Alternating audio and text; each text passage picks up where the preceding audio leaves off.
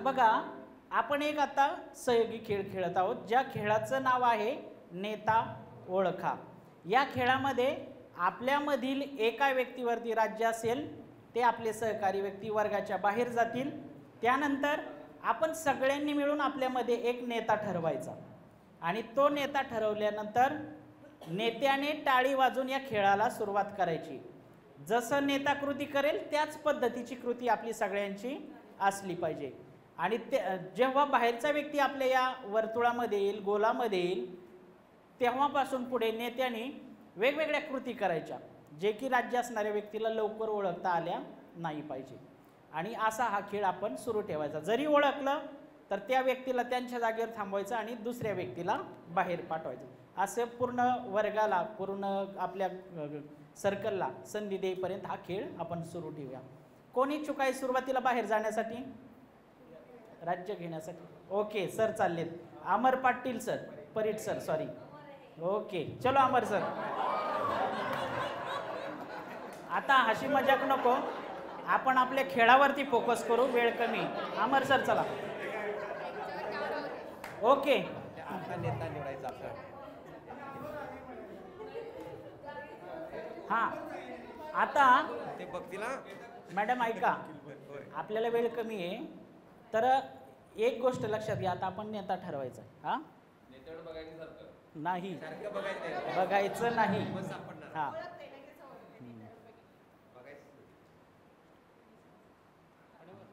आणि काय सुरुवात करायची? टाळी वाजू। चला 1 2 3 स्टार्ट। तुम्ही एक मिनिट थांबा, तुम्हाला माहिती ना पुढे कृती कशी करायची? हां बरं थांबा, आपण थोडंसं हे करू। 1 मिनिट, आपण एक राऊंड घेऊ आणि नंतर परत मॅडमला संधी देऊ। ओके, आपल्या इथून तुम्ही मॅडम। हां ओके 1 2 3 स्टार्ट।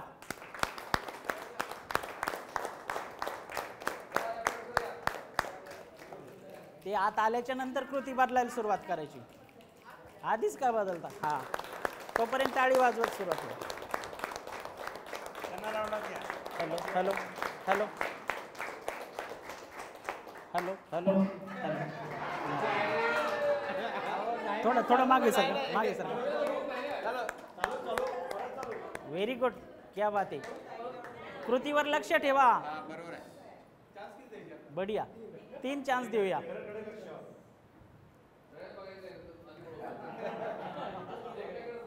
खूप छान सर बघतायत, म्हणजे कोण असेल बाबा नेता, वा वा।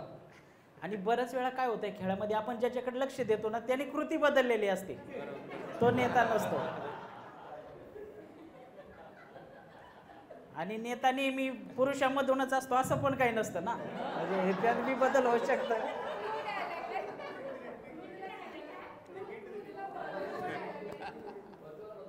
क्या बात आहे, बढ़िया, बहुत बढ़िया सर। फिरत राहा, बरोबर तुम्ही शोधाल।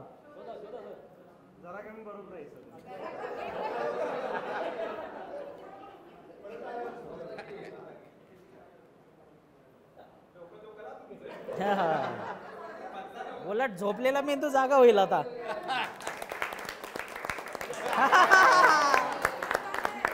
तिथं थांबा।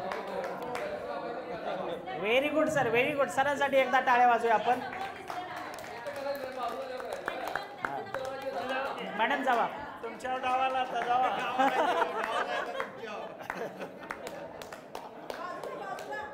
थोडं थोडं बाजूला मॅडमला। हां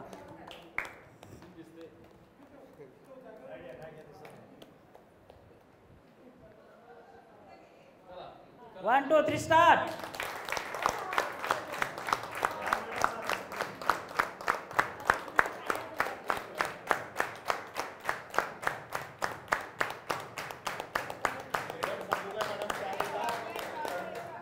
क्या बात है, वाह वाह, शाबास। नेता खरा असा पाहिजे चंचल, गावामध्ये प्रवेश होताच दणका बसला पाहिजे।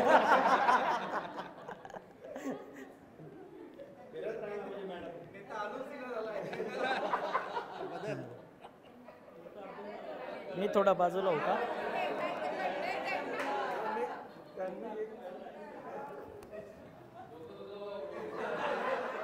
बहुत बढ़िया, फिरत राहा मॅडम, बघा जरा। नाही तर आपला एक वेगळा गट करून उभे ना करावं, फक्त फिरत राहा सगळीकडे.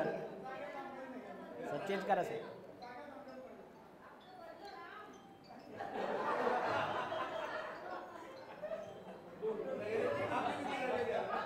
सर बदला.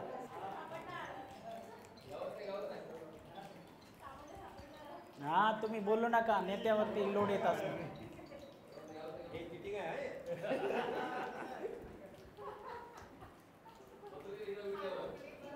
वरती हात हलवायचे, तसेच बोट वर करून फक्त हात हलवा, वरती बोट करून.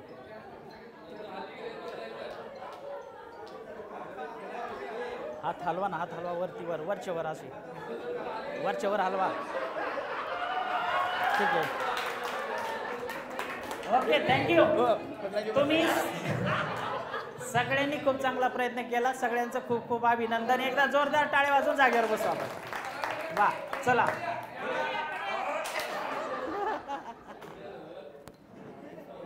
कोणता खेळ होता? सहयोगी खेळ होता. हा, खेळाचं नाव होतं नेता ओळखा. आता या खेळामध्ये काय वाटतं तुम्हाला, मुलांना काय शिकायला मिळेल यातून? निरीक्षण, समयसूचकता, अवधान केंद्रित होतं. ओके, आणखी?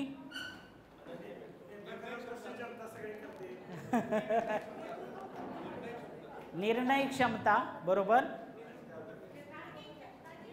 तार्किक विचार, कस? हा, म्हणजे ते आपल्याला पाहायचं असतं की कोण असेल बाबा नेता. हे पण वाटतात, ते पण वाटतात, आणि अशा वेळेस सगळेच नेता वाटतात. नाही का? तर बघा, तर या सगळ्या गोष्टी तर आहेत. अशा पद्धतीचे सहयोगी खेळ मूल्यवर्धनमध्ये दिलेले आहेत. तुम्हाला जी पुस्तिका दिली जाईल त्याच्यामध्ये आहेत ते, आणि व्हिडिओमध्ये पण बरेचसे सहयोगी खेळ आहेत. ते आपण मध्ये मध्ये वेळ मिळेल तसे आपल्यासोबत घेऊया. दुसरं, या सहयोगी खेळामध्ये कोणी खेळाच्या बाहेर होतं का? सगळेजण आपले या खेळामध्ये सहभागी होते. कोणी हारत होतं याच्यामध्ये, कोणी जिंकत होतं, प्रत्येक जण आनंद घेत होता. म्हणजे त्याने ओळखलं तर तो त्याच्या जागेवर जात होता आणि दुसरा व्यक्ती बाहेर जाऊन पुन्हा ती कृती सुरू होत होती. म्हणजे प्रत्येक जण एन्जॉय करत होता आणि प्रत्येक जण शोधण्याचा पण प्रयत्न करत होता, राज्य घेण्याचा प्रयत्न करत होता. आपल्याला तितका वेळ नाही तर दिवसभर बी चालला असता सगळ्यांना वेळ द्यायचा म्हणलं, आहे ना. तर असे सहयोगी खेळ आहेत, ते आपण पुढे पुढे घेऊया. आता या सहयोगी खेळाला अनुसरूनच एक आपलं पुढचं सत्र आहे, सहयोगी अध्ययन आणि सहयोगी खेळ. तर सहयोगी अध्ययन म्हणजे काय, काय वाटतं आपल्याला, याच्यावरती आपण थोडासा विचार करूया आणि त्यावरती चर्चा करूया. कशाला आपण सहयोगी अध्ययन म्हणायचं? एका वेळी एकाने बोलूया.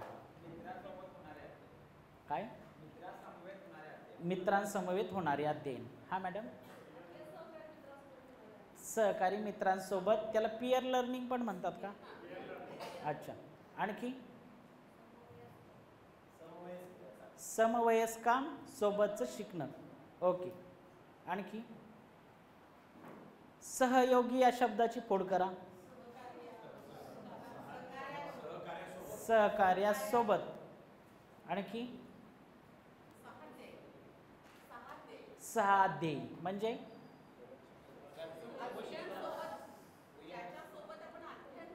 हा, तो ज्याच्यासोबत आपण शिकत असतो किंवा अध्ययन करत असतो वर्गामध्ये, तो आपला जोडीदार. ओके, आणखी?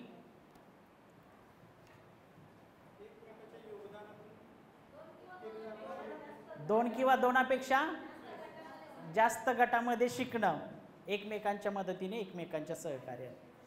तुम्ही सांगितलेले सगळे मुद्दे बरोबर आहेत. बघा, सहयोगी अध्ययन म्हणजेच काय की एकमेकाच्या सहकार्याने शिकणं. जसं तुम्ही सांगितलं, आपल्यासोबतच्या मित्रासोबत शिकणं, सहकार्याने शिकणं असेल. हां, तर एकमेकांसाठी शिकणं किंवा एकमेकांसोबत शिकणं, एकमेकांच्या मदतीनं शिकणं, त्यालाच आपण म्हणतो सहयोगी अध्ययन पद्धती. आता ही सहयोगी अध्ययन पद्धती, याच्यावरती बाहेरच्या देशामध्ये खूप चांगल्या पद्धतीचं संशोधन झालेले आहेत, वेगवेगळ्या प्रकारचे. आपल्या महाराष्ट्रामध्ये सुद्धा पाचगणी या ठिकाणी एक संस्था आहे, त्या संस्थेमध्ये सुद्धा या सहयोगी अध्ययन पद्धतींचा अवलंब केला आणि त्याचा चांगल्या पद्धतीने उपयोग हा कॉलेजमध्ये किंवा मुलांच्या शिकण्यामध्ये होतो. असा एक त्याचा आपल्याला रिझल्ट मिळालेला आहे. म्हणून सहयोगी अध्ययन रचना यांचा उपयोग आपण आपल्या या उपक्रमामध्ये किंवा या मूल्यवर्धन कार्यक्रमामध्ये सुद्धा करणार आहोत. आता बघूया आपण ही सहयोगी अध्ययन पद्धती काय. पुढे जावा मयूर सर. आता काल आपण एक उपक्रम घेतला होता. मी कोणता उपक्रम होता? कचऱ्याचे वर्गीकरण असं उपक्रमाचं नाव होतं, बरोबर. आता तो उपक्रम आठवायचा आहे तुम्ही सगळ्यांनी. एक 15 सेकंद डोळे मिटा आणि आठवा की त्या उपक्रमामध्ये मी कोणत्या पायऱ्यांचा उपयोग केला किंवा कोणत्या स्टेपने तो उपक्रम घेतला. टाइम संपला. हां, आता आठवा मी त्या उपक्रमामध्ये कोणकोणत्या पायऱ्यांनी तो उपक्रम घेतला. हां मॅडम. हां, गाणं घेतलं.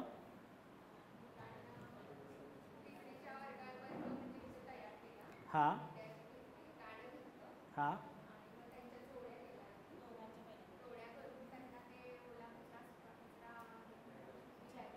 ओके.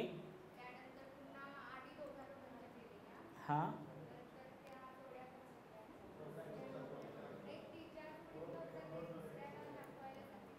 बरोबर.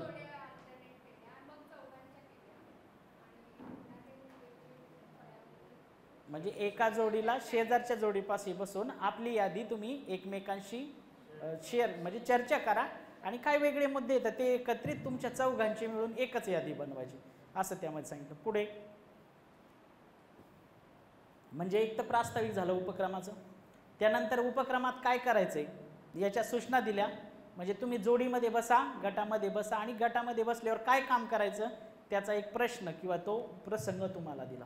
त्यानंतर तुम्ही चर्चा केली, ते लिहिलं आणि नंतर पुढची सूचना दिली की आता 2 जोड्यांनी काय करायचंय, या शेजारच्या जोड्यांसोबत बसायचं आणि आपले जे काही मुद्दे आहेत ते एकमेकांना सांगायचे आणि ते मुद्दे फायनल करून झाल्याच्या नंतर एकच गटाची यादी तुम्ही सगळ्यांसमोर येऊन सांगायची किंवा सादर करायची. असं प्रत्येकांसोबत आपण केलं आणि पुढे मग होल क्लास डिस्कशन संपूर्ण वर्ग चर्चा घेतली. त्यासाठी मी एक प्रश्न विचारला होता, आठवतोय कोणाला?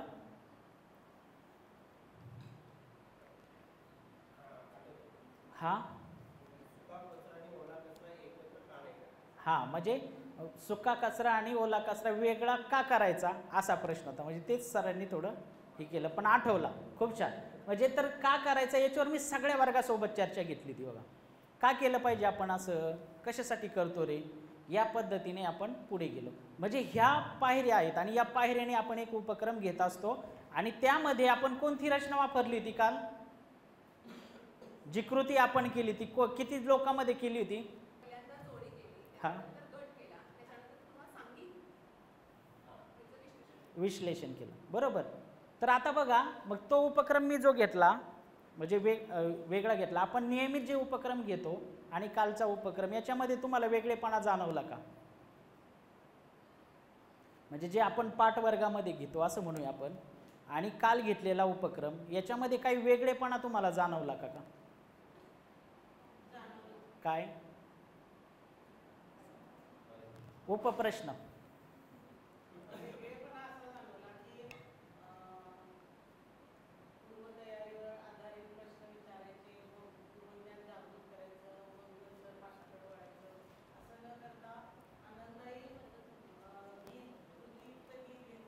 हां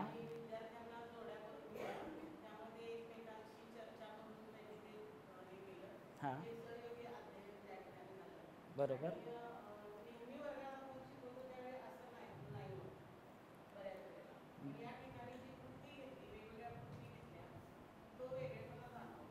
म्हणजे असं घडतं वर्गामध्ये बी, नाही असं नाही, परंतु त्यात सातत्य किती असतं हे माहीत नसतं आपल्याला, बरोबर ना. म्हणजे आपण पण आपले पाठ घेण्याचा प्रयत्न करतो, परंतु यामध्ये जर पाहिलं असेल प्रामुख्याने मी फक्त सूचना देण्यावरती सीमित होतो आणि जिथं ज्यांना आडेल किंवा काही प्रश्न पडेल तर अशा वेळेस आवश्यकतेनुसार मी बोलत होतो. जसं सरांनी सांगितलं मग अशी सुलभ हक्काची भूमिका, तर तिला न्याय देण्याचं काम मी माझ्या परीने करत होतो आणि ते कितपत योग्य झालं ते तुम्ही काल निरीक्षण केलं किंवा त्याचं ऑब्झर्वेशन आपण सगळ्यांनी केलेलं आहे.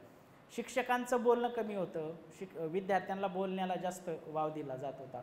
तर ही सगळी प्रक्रिया त्याच्यामध्ये घडत होती. मयूर सर पुढे जाऊया. आता पुढे हां, याच्यावरती आपण सगळ्यांनी चर्चा केलेली. थोडंसं आणखी पुढे जाऊया स्लाईडवरती. जोड्यामध्ये काम केलं, त्याच्यामध्ये एकमेकांची उत्तरं घेतली.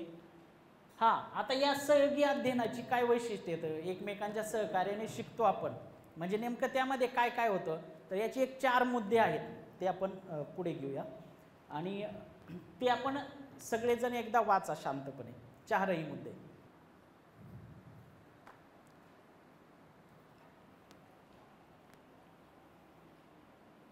या प्रक्रियेमध्ये विद्यार्थी अध्ययनाचे विशिष्ट उद्दिष्ट साध्य करण्याकरता छोट्या गटामध्ये एकत्र काम करतात. दुसरा, व्यक्तिगत पातळीवर किंवा इतरांशी स्पर्धा करून शिकण्याऐवजी ते परस्पर सहयोगाने एकत्र शिकतात. ते एकमेकांना माहिती विचारून, कल्पना सुचवून आणि एकमेकांच्या कल्पनाचे मूल्यमापन करून मदत करतात. शिक्षक माहितीदात्याची भूमिका बजावण्याऐवजी समन्वयकाची भूमिका बजावतात. म्हणजे फक्त बोलत नाही राहायचं शिक्षकांनी, तर विद्यार्थ्यांचा सहभाग महत्त्वाचा आहे. म्हणजे इथं पण जर मयूर सर किंवा मी फक्त एकतर्फी बोलत राहिलो तर लवकर आत्ता दुपारच्या वेळेमध्ये आपल्याला झोप लागू शकते किंवा डायव्हर्ट होऊ शकतो, आपलं मन विचलित होऊ शकतं. आणि मुलांचं मन आपल्यापेक्षा कितीतरी चंचल असतं, त्यांना आवडीचं काहीतरी आहे असं वाटलं तरच इंटरेस्ट दाखवतात. आणि जर खूप वर्गामध्ये वेगळ्या पद्धतीने चालू असेल काम तर विद्यार्थ्यांना ना ते दाखवण्यासाठी हे करतात, पण आतून त्यांना पटलेलं नसतं, असं पण बऱ्याच वेळा घडत असतं. म्हणून आपण ही फक्त बोलण्याची भूमिका न राहता जास्तीत जास्त विद्यार्थ्यांचा सहभाग आपल्या वर्गामध्ये घेणं गरजेचं आहे. छोट्या गटात शिकतात, मग अशी मॅडमनी सांगितलं होतं, आपल्याला एक उदाहरण दिलं होतं की मुलं गटामध्ये शिकतात, छोट्या छोट्या जोड्यामध्ये शिकतात, एकमेकांचे विचार एकमेकांना सांगतात, कल्पना एकमेकांशी शेअर करतात आणि परत ते आपल्या वर्गासमोर येऊन सुद्धा सांगतात. मग या सहयोगी अध्ययन पद्धतीचे काही तत्त्वे येतं, पुढच्या स्लाईडवरती आपण असं सहयोगी अध्ययन पद्धतीचे काही तत्त्वे आहेत. या एकतर याच्यामध्ये काय घडतं, व्यक्तीमध्ये प्रोत्साहन देणारा समोरासमोर म्हणजे समोरासमोर एकमेकांना प्रोत्साहन देणारा संवाद घडतो जोडीमध्ये गटामध्ये. ओके.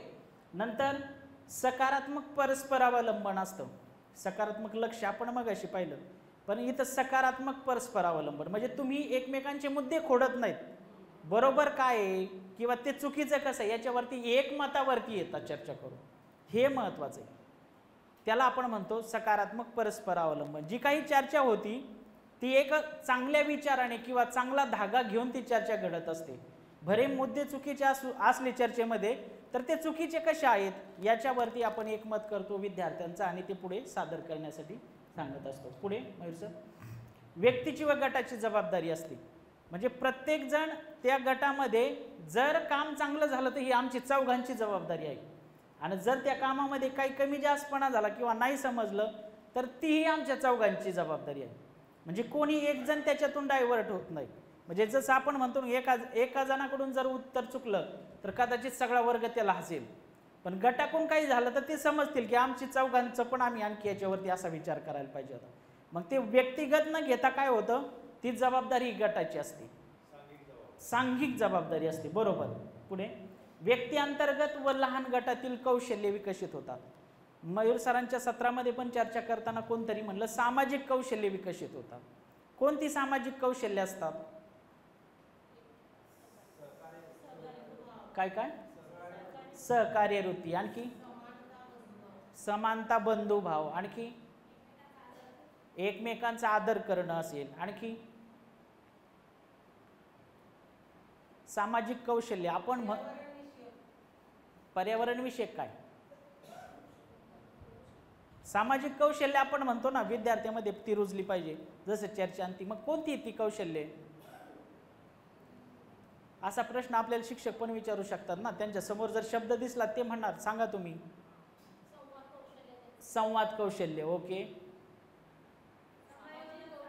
काय काय? समायोजन साधण्याचं. हा, तो खूप मोठा भाव झाला राष्ट्रीय एकात्मतेचा. सामाजिक कौशल्य छोटी असतात बघा. तुम्ही ज्यावेळेस गटामध्ये 4 जण एकत्र बसलेले होता तेव्हा तुमच्या गटामधला एक जण मत सांगत असताना तुम्ही 3 काय करत होते? लक्षपूर्वक ऐकत होतो. बरोबर. त्यानंतर त्याचं झाल्याच्या नंतर दुसरा बोलत होता, त्याचाही आम्ही लक्षपूर्वक ऐकत होतो. पण त्याचं बोलून होईपर्यंत आम्हाला तिघांना काय करायचं आहे, संयम ठेवायचा आहे. माझी वेळ येईपर्यंत मला थांबायचं आहे आणि नंतर मी बोलायचं आहे. आलंय लक्षात? म्हणजे एकमेकांचं ऐकून घेणं असेल किंवा एकमेकांना सहकार्य करणं असेल, नम्रपणे बोलणं असेल, तर ही सामाजिक कौशल्य आहेत. आणि या सगळ्यामध्ये प्रामाणिकता असली पाहिजे तुमची. हा सगळ्यात मोठा गुणधर्म त्याच्यामध्ये असतो. आता बघा, एकमेकांचं ऐकून का घेतलं पाहिजे व्यक्तीने? पूर्वी आम्ही शाळेमध्ये असताना असं घडायचं बघा. म्हणजे आमच्या शिक्षकांनी वर्गामध्ये सांगितलं, इकडे ये रे, आणि ते ऑफिसमधून घेऊन ये, असं म्हणेपर्यंत अर्धा वर्ग तिकडं पळत गेलेला असायचा ऑफिसकडे. आणि मग ऑफिसमध्ये गेल्यावरती कळायचं, अरे यार सरांनी सांगितलंय काय. मग तिथे गेल्यावरती म्हणजे आपल्याला सरांनी सांगितलं म्हणून पळत जायचं, कोण आधी जात आहे ते बघायचं.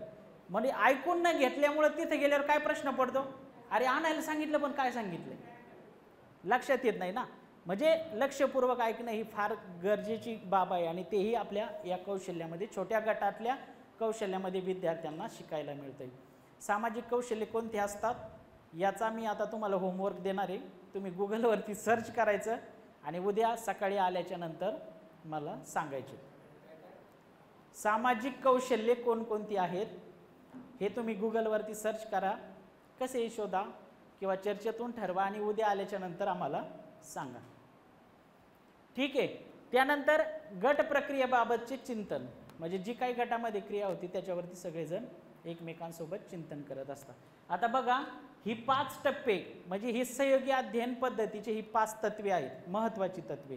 तर या गोष्टी या सहयोगी अध्ययन पद्धतीच्या माध्यमातून वर्गामध्ये घडत असतात. नवे नवे आपल्या मोठ्या समूहामध्ये सुद्धा या बाबी तितक्याच महत्त्वाच्या. आता पुढे जाऊया आपण. मग तुम्हाला काय वाटतं, अशा संधी विद्यार्थ्यांना छोट्या गटात आपण शिकण्याच्या दिल्या, जोडीमध्ये काम करण्याचं शिकण्याचं किंवा गटामध्ये काम करण्याच्या संधी दिल्या, तर या सहयोगी अध्ययन पद्धतीचे काय फायदे विद्यार्थ्यांना होतील? आत्मविश्वास वाढेल, स्वयंअध्ययन करतील. ओके. हा, बरोबर बरोबर. यस, आणि धीटपणा आहे. आणखी हां, आनंदाने शिकतील. ओके. हां सर, दुसऱ्यांच्या मतांचा आदर करायला शिकतील. बरोबर, अगदी.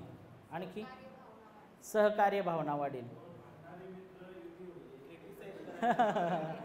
दोन मांडणारे मित्र सुद्धा एकत्र येतील विचाराने, आहे ना. ओके. सकारात्मकता वाढेल शिक्षणामधली. ओके. आणखी नेतृत्व गुण वाढेल. कोणतरी म्हटलं हळूच, तुम्ही म्हटलात मॅडम. ओके, माझ्यापर्यंत आला ऐकायला ते. हां, इकडं काहीतरी आणखी सांगत होता सर तुम्ही. ठीक आहे सर, विसरले. आणखी हां, म्हणजे हे योग्य आहेत तर का योग्य आहेत आणि अयोग्य आहेत तर का अयोग्य आहेत याच्या मागचा कारणमीमांसा त्याच्यामध्ये शोधली जाईल. ओके. आणखी पुढे जा मयूर सर. बरोबर. आता हे एकदा आपण थोडंसं वाचूया. सहयोगी अध्ययनाचे कोणते फायदे असू शकतात तुम्ही सांगितलेलेच इथं, फक्त एकदा वाचून घ्या. आपल्याकडून काही सुटलंय का त्यामध्ये?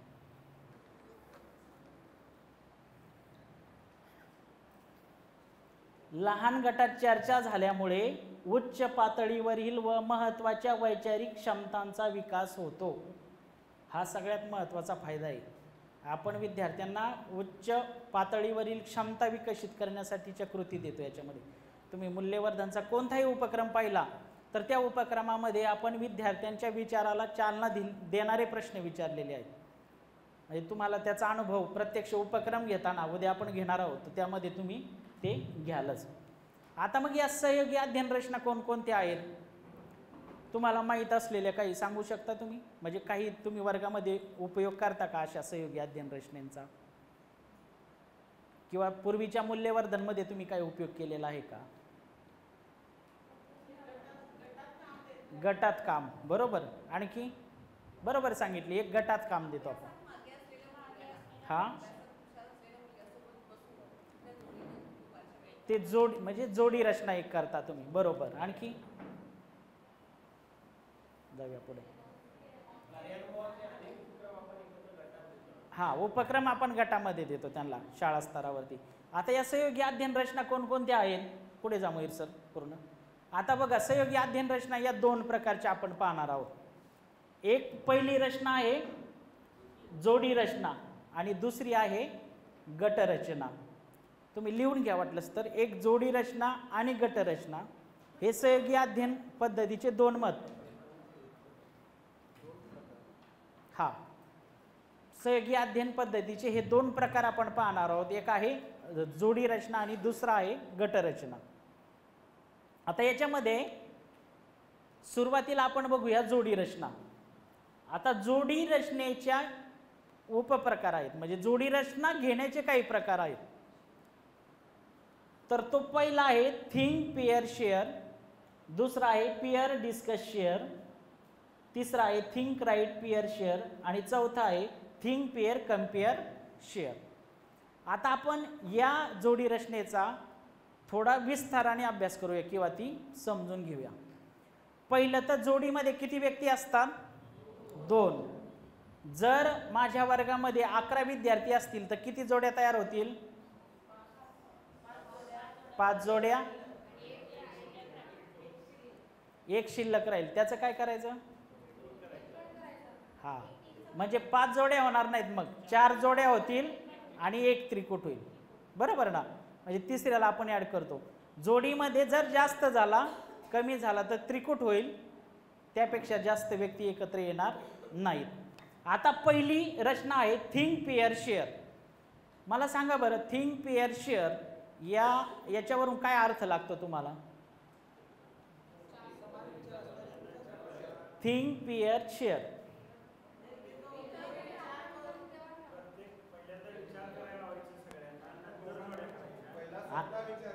स्वतः विचार करणार,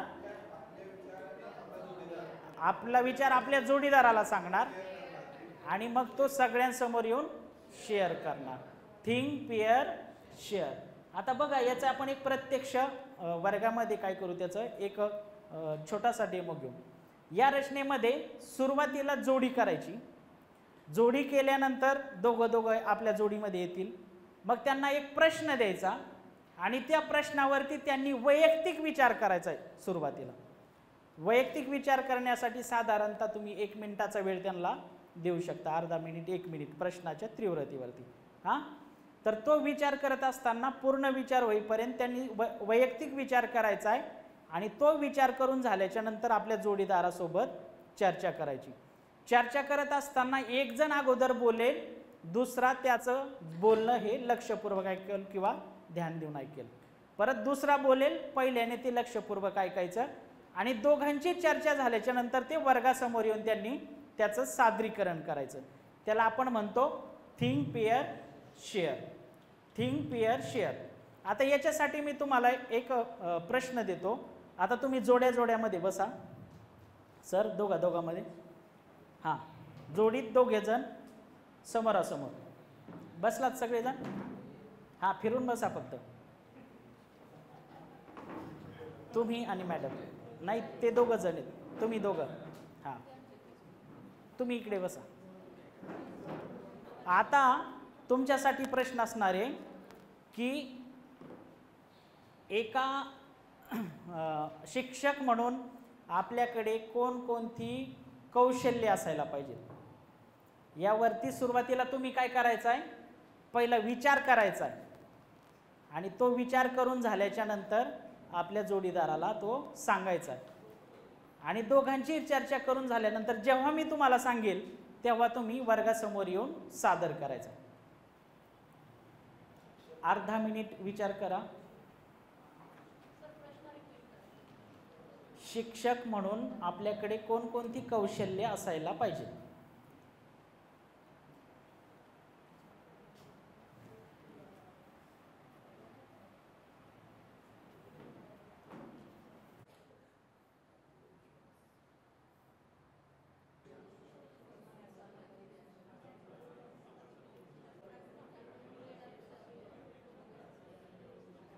मॅडम चर्चा करा. लिहायचा वेळ संपला. चर्चा करा.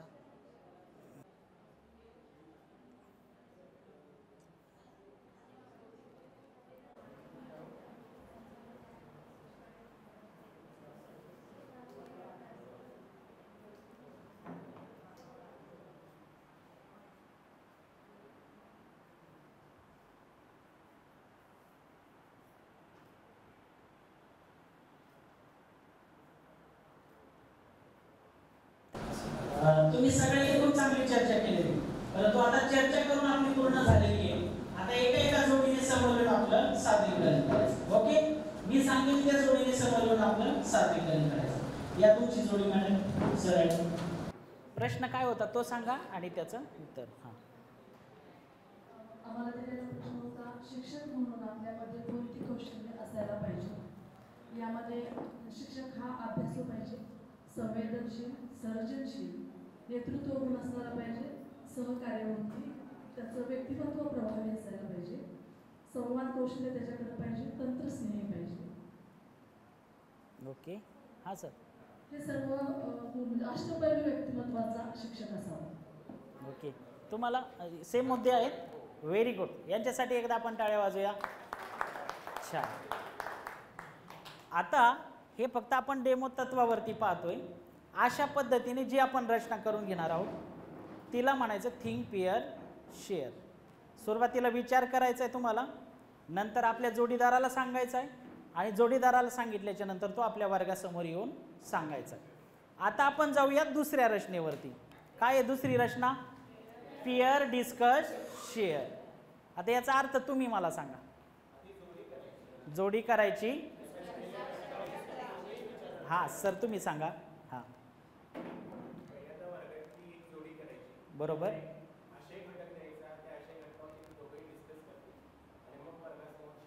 बरोबर, चर्चा करतील. डिस्कस म्हणजे चर्चा, आणि ते वर्गासमोर येऊन शेअर करतील. सोपी आहे. Pair discuss share. जोडी करा, जोडीला प्रश्न द्या, डायरेक्ट चर्चा करायला लावा, आणि ती चर्चा झाली की वर्गासमोर येऊन सांगायला लावा. इथं तुम्हाला विचार करायला लावायचा आहे का? नाही. डायरेक्ट प्रश्न द्यायचा, चर्चा करायला लावायची, वर्गासमोर येऊन सादर करायचं. चला, याचा एक आपण छोटीशी कृती घेऊया. तुमच्यासाठी प्रश्न आहे, तुम्हाला पुण्यामध्ये फिरायला जायचं आहे, तर तुम्ही कोणकोणत्या ठिकाणाला भेट देणार यावरती तुम्ही डायरेक्ट चर्चा करायची आपल्या जोडीदारासोबत आणि नंतर मला सांगायची.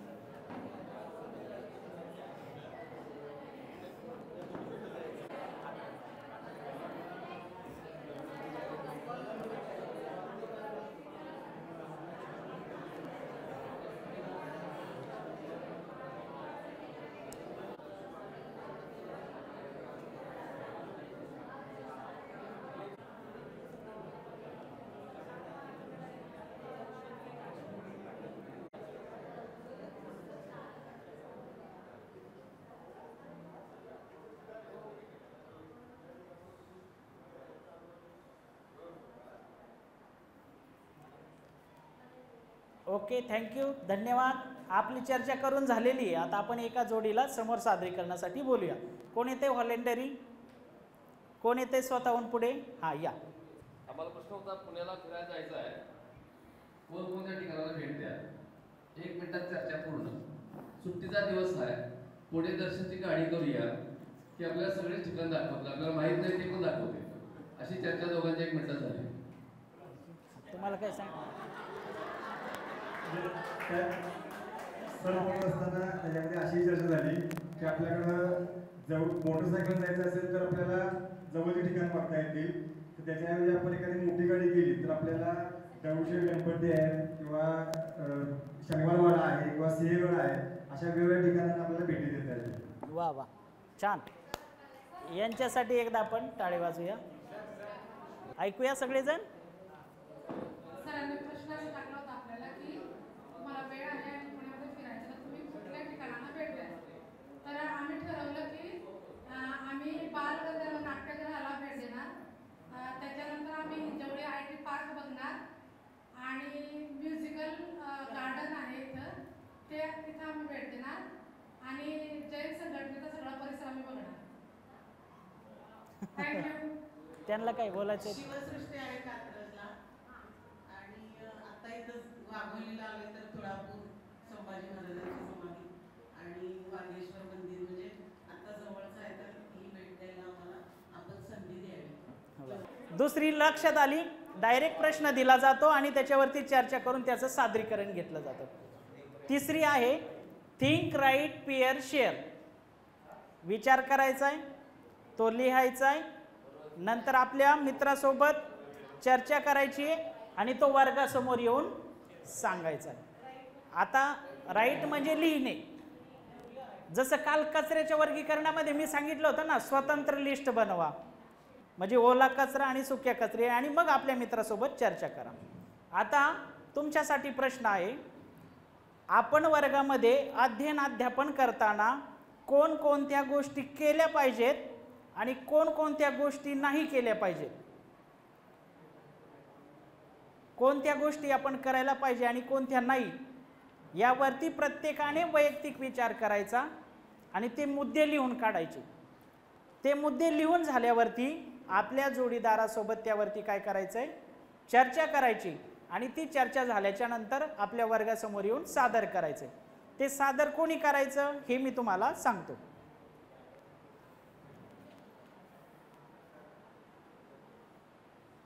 हां बोला. नंतर आम्ही सादर करतो. हां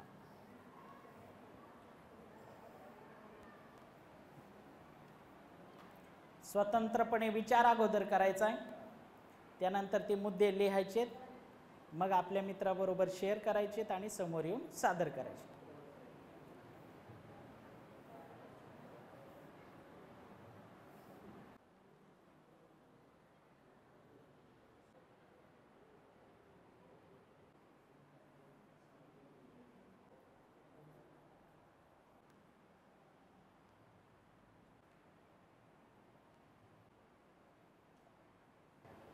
तुमचा विचार आणि लिहिण्याचा वेळ संपलेला आहे. आता चर्चा करायची तुम्ही.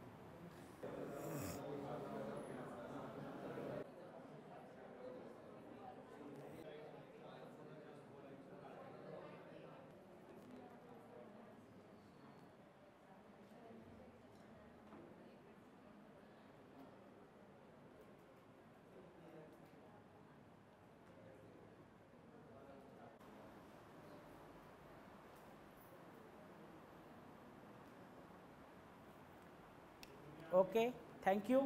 आपली चर्चा म्हणजे आपण विचार केला, नंतर ते मुद्दे आपले आपण लिहिले, त्यानंतर आपल्या जोडीदाराला ते सांगितले आणि आता तुम्हाला समोर येऊन सांगायचे. कोण येते सांगायला? हां या. आता काय करायचं माहिती का? आता काय करायचं, सरांचे मुद्दे मॅडमने सांगायचे आणि मॅडमचे मुद्दे सरांनी सांगायचे. आमचा जो प्रश्न आहे या ठिकाणी, तर अध्यापन करताना कोणत्या गोष्टी कराव्या आणि कोणत्या गोष्टी करू नये असा या ठिकाणी प्रश्न आहे. मॅडमने जे या ठिकाणी मांडलेलं आहे, राईट केलेलं आहे, ते तुम्हाला या ठिकाणी सांगतोय. अध्यापन करताना प्रथमतः आशय निवडावा. आपण जो अध्यापन करण्याचा आशय निवडायचा आहे, वेळेचे नियोजन करायचं आहे, अध्ययन कृतीचे कृतीनुसार अनुभव कोणते द्यायचे याची निवड करायची आहे, गट कार्य, सहयोगी खेळ कोणते घेणार आहात याचे पण या ठिकाणी नियोजन करायचं आहे, सर्व विद्यार्थी सक्रिय राहतील असं या ठिकाणी पाहायचं आहे. असं मॅडम लिहिलं आहे. खूप छान पद्धतीने मॅडम, तुमचं अभिनंदन सर्व वर्गाच्या वतीने. त्याच्यानंतर पुढचं आहे त्यांच्याकडे द्या. पुढचं आहे की काय करू नये. यामध्ये त्यांनी सांगितलं आहे की प्रत्येकाला संधी दिली पाहिजे, प्रत्येकाला संधी दिली पाहिजे असं या ठिकाणी सांगितलं आहे. सातत्य असावे, मोबाईलचा आवश्यकतेनुसार वापर करावा आणि सतत बोलणे टाळावे असं मॅडम सांगितलं. द्या त्यांच्याकडे.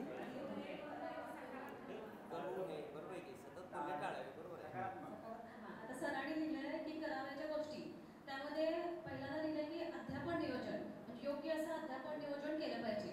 म्हणजे आपण ज्यावेळी लेसन घेणार आहे, फक्त मुद्दे वाचा, मुद्दे वाचा. अध्यापन नियोजन केलं पाहिजे.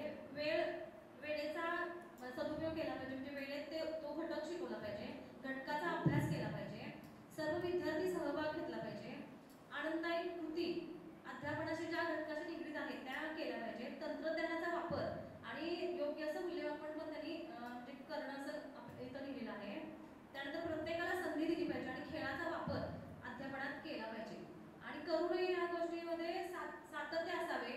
मोबाईल गरजेनुसार वापरावा आणि मुलांना रागवू नये, म्हणजे समजावून सांगितलं पाहिजे त्यांना, आणि विषयांतर होऊ नये, मुद्देसूद बोलावे आणि विद्यार्थ्यांना बोलण्याची संधी द्यावी आणि आपणच स्वतः जास्त बोलू नये असं त्यांनी लिहिलेलं आहे. वा वा, खूप छान. या जोडीसाठी आपण टाळ्या वाजवूयात एकदा. पहिले सकारात्मक चर्चा विद्यार्थ्यांशी करावी, प्रोत्साहन देणे विद्यार्थ्यांना, अध्ययन अनुभव देणे विविध, ज्ञानरचनावादाचा वापर करणे, शैक्षणिक साहित्याचा भरपूर वापर करणे, स्वतः बनवणे, त्याच्यानंतर शांतता नियमांचं म्हणजे राबवणे, वर्गात बैठक व्यवस्था छान व्यवस्थित करणे, मुलांना मनोरंजकतेने शिकवणे, ई लर्निंगचा वापर करणे आणि शाळेने ठरवून दिलेल्या नियमांचं पालन करूनच वर्गामध्ये जाणे. दुसरं आहे न करणे, तर विद्यार्थ्यांना म्हणजे रागवू नये, विनाकारण कोणाला व्यक्तिगत त्रास देऊ नये, घरचा राग विद्यार्थ्यांना काढू नये. हा मुद्दा थोडा वेगळा. तयारी न करता वर्गात जाऊ नये, टेबलावर बैठून झोपू नये. वेगळा मुद्दा आहे. टीव्हीवर बातमी होती. बरोबर. नंतर सॉलिड कुणाला राग येईल तर आधीच माफी मागते, वर्गात तंबाखू खाऊन जाऊ नये आणि एकाच विद्यार्थ्यांचा लाड करू नये, हातात छडी घेऊ नये आणि सतत नुसते एकट्यानेच बोलू नये. एकट्यानेच बोलू नये. ओके. हां सर.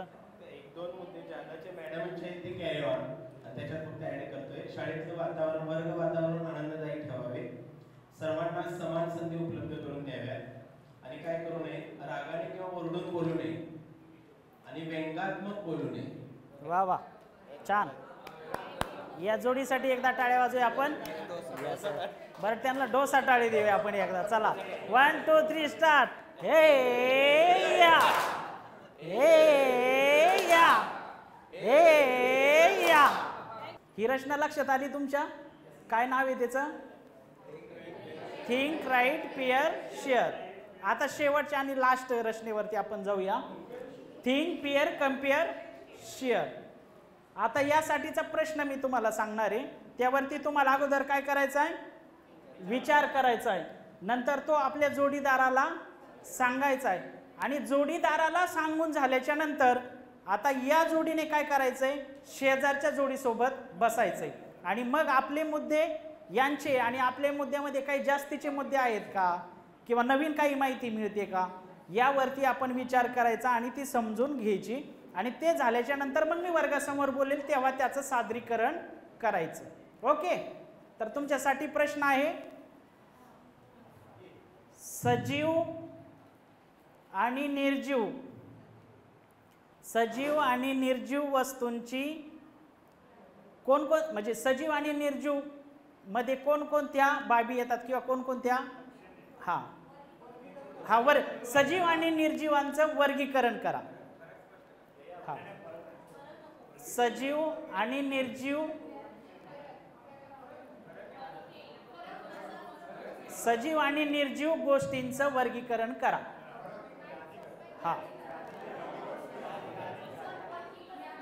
सजीव आणि निर्जीव वस्तूंची यादी करा. बस यावरती तुम्हाला काय करायचं आहे? अगोदर विचार करायचा आहे.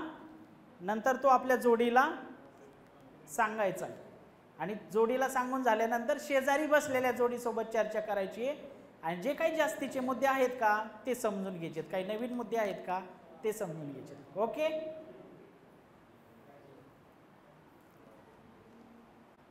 नंतर लिहायचंय, पण इथं लिहून विचार करायला लागलेच.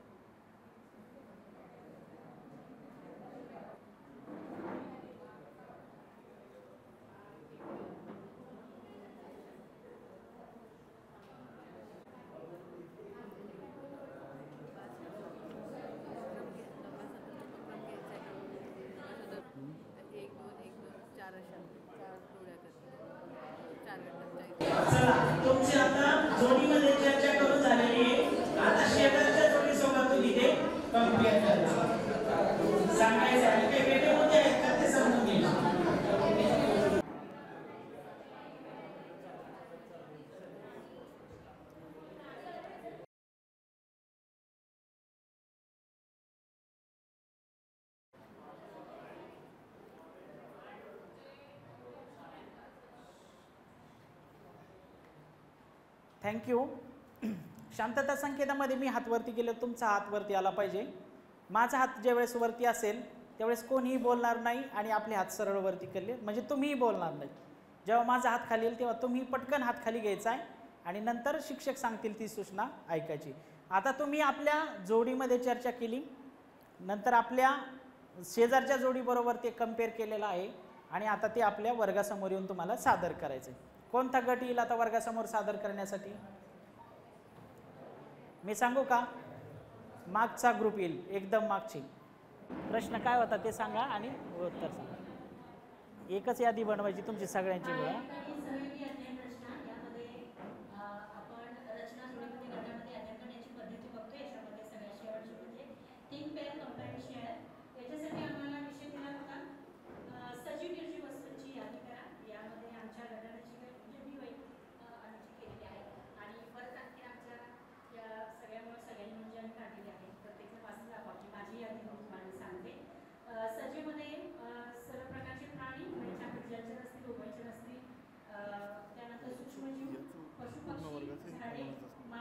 नाही सगळे वर्ग तुम्ही सगळे सगळे एकूणच आपल्या वर्गामध्ये जे जे काही दिसेल प्रत्यक्षात अध्यापन करताना टेबल खुर्ची असेल, या ठिकाणी समोरची असणारी पर्स असेल, फळा असेल, कपाट, डेस्क, घरे, भिंती, मोबाईल, प्रिंटर, कागद, डोगर, परवर, दगड, म्हणजे आपल्या असणाऱ्या एकूणच आपल्या वर्गामध्ये जे उपलब्ध तुम्हाला दिसते आणि बाहेर जे दिसते याच्यामध्ये आपण विद्यार्थ्यांनी या ठिकाणी सांगायचं आहे.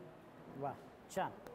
आणखी तुम्हाला काही सांगायचं ॲड करायचं याच्यामध्ये? याच्यामध्ये वेगळं आणखी काय ॲड झालं असेल निर्जीवमध्येच ॲड झालेलं असेल. निर्जीवमध्ये काही वस्तू ॲड झाल्या होत्या त्यात मी लिहिलं होतं डोंगर, दगड, शाळेची इमारत, पेन, मोबाईल, अंगठी, घड्याळ, फुगा, bench, table, laptop, printer, inverter, washing machine, इस्त्री, मोटरसायकल. ओके, या गटासाठी आपण टाळी वाजू एकदा. ठीक आहे सर, थँक्यू मॅडम.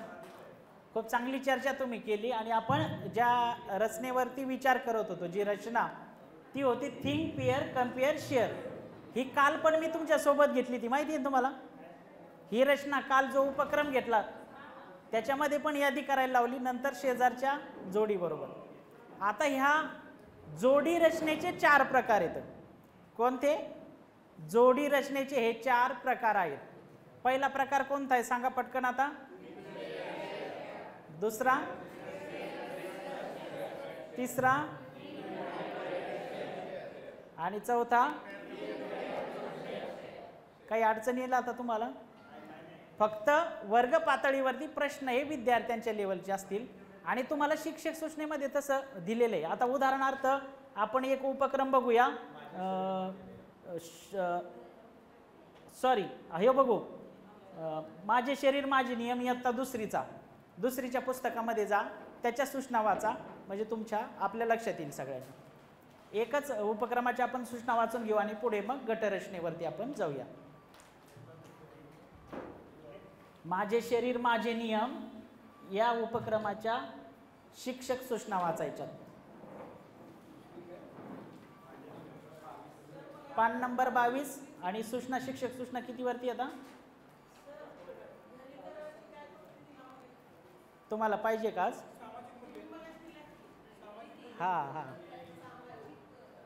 सामाजिक कौशल्य कोणकोणती आहेत असं आहे ते. हां, काही शिक्षक सूचना आहेत, कोण वाचून दाखवतं एक जण? माझे शरीर माझे नियम. हां मॅडम वाचा.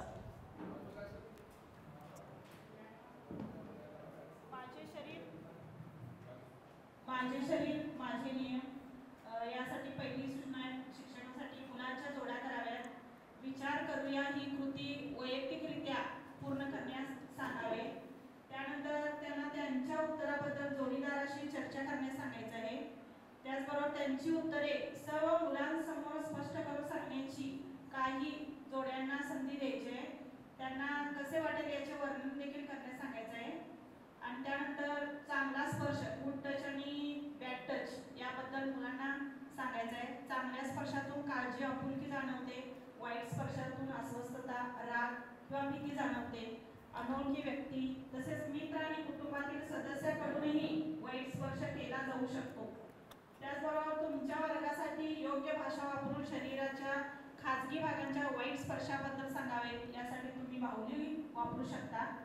मुलांना विचारावे, जेव्हा कोणी तुम्हाला बॅड टच करेल तेव्हा तुम्ही काय कराल, असा प्रश्नही विचारायला सांगितलेला आहे. त्याचबरोबर मुलांची उत्तरे फळ्यावर लिहावी.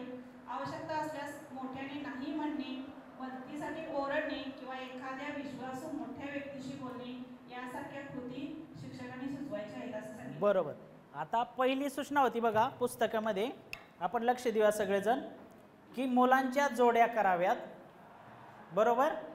नंतर काय करायचं आहे, विचार करूया ही कृती वैयक्तिकरित्या पूर्ण करायची आहे त्यांना. त्यानंतर उत्तरांबद्दल त्यांनी आपल्या जोडीदाराशी बोलायचं आहे आणि जोडीदाराशी बोलल्याच्या नंतर त्यांनी काय करायचं आहे, दोघांनी वर्गासमोर येऊन सगळ्यासमोर ते आपलं म्हणणं आपलं मत हे मांडायचं आहे.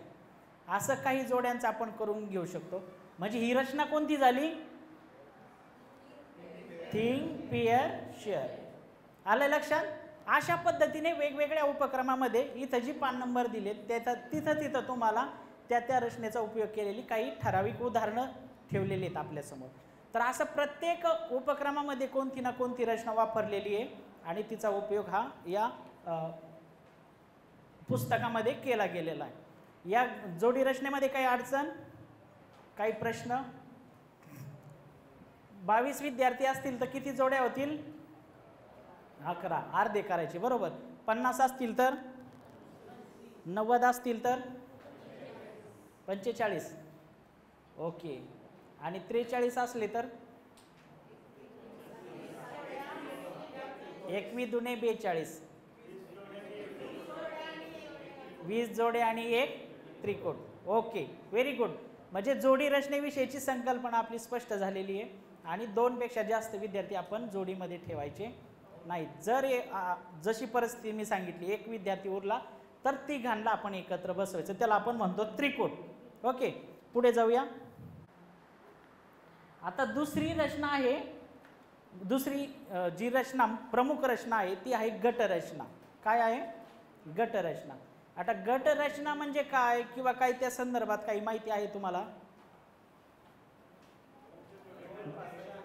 जसं आपण पहिल्या दिवसापासून करतोय, गटामध्ये चर्चा घडून आणली जाते. बर, आणखी दुसरी रचना आहे आपली गट चर्चा, त्याला आपण म्हणतो. तर जसं सरांनी सांगितलं की गटामध्ये आपण मुद्दे मांडतो. गटामध्ये किती विद्यार्थी असतात? मी काल जसं तुम्हाला सांगितलं, आपण चर्चा केली, कालपासून किती जणांना एकत्र बसतो आपण गट म्हणल्यावरती? 4 जणांना. किती? आणि जर आपल्या वर्गामध्ये 8 विद्यार्थी आहेत तर किती गट होतील?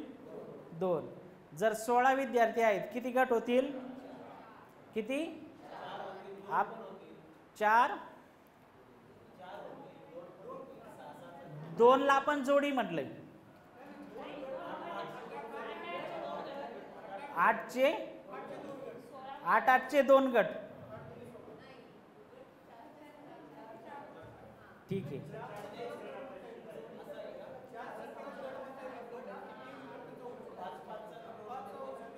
आता ऐका, तुमच्या गटाच्या संकल्पना ह्या आपल्या पद्धतीने आहेत सगळ्यांच्या.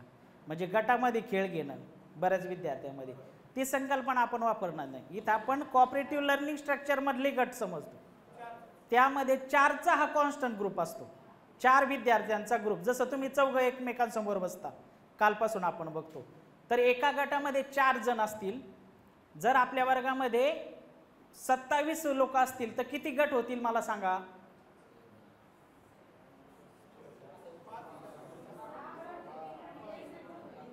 किती होतील? 4 सख 24 आणि 1 त्रिकोट होईल. आपण 5चा गट करणार नाहीत कुठे. 4चा हा कॉन्स्टंट ग्रुप असेल सहयोगी अध्ययन रचनेमध्ये. जर विद्यार्थी जास्त झाले कमी झाले तर त्रिकूट होतील. भले एका वर्गामध्ये 3 पण त्रिकूट होऊ शकतात. 37 विद्यार्थी आपल्या वर्गामध्ये असले तर किती गट तयार होतील? पटकन सांगा मला. 37 विद्यार्थी किती? 9 गट. 4 8 32. आणि किती उरले 5. आणखी कॅल्क्युलेशन लावा. 5चा आपण गट करणार नाहीत, 10 होणार.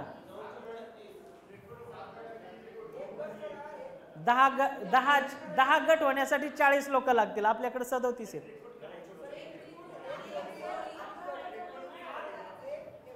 आता इकडे बघा. हा सर, लास्ट काय 4 7 28 प्लस 3 त्रिकोट, 3 प्लस 3 प्लस 3 किती झाले बरोबर. तर ही योग्य पद्धत आहे किंवा असं आपण करू शकतो. पण जसं सरांनी मला आता इथून सांगितलं 1 2चा गट आपण करणार नाही, 2ची जोडीच करणार. जर गटामध्ये 4 हा कॉन्स्टंट आकडा, एवढं लक्षात ठेवा. जर कमी जास्त होत असतील तर 3 3चा आपण गट करणार आहेत. आता 4 पेक्षा जास्त मोठे गट का करायचे नाहीत? 4 संख्येपेक्षा जास्त विद्यार्थ्यांचे गट का करायचे नाहीत? हा, गट चर्चा करताना गोंधळ होईल, आणखी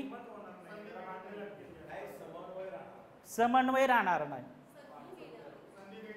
संधी मिळणार नाही. किंवा आता तुम्ही 4 जण जर असले बघा, आपण एकमेकांसमोर असतो, आपण एकमेकांसोबत बोलत असतो, कदाचित 5 विद्यार्थी असेल तर तेवढं विचार होऊ शकतो, परंतु हां, तर ही प्रक्रिया त्याच्यामध्ये होऊ शकते. म्हणून आपण 4 गट शिकण्याच्या दृष्टीने, बरं का, एक लक्षात घ्या.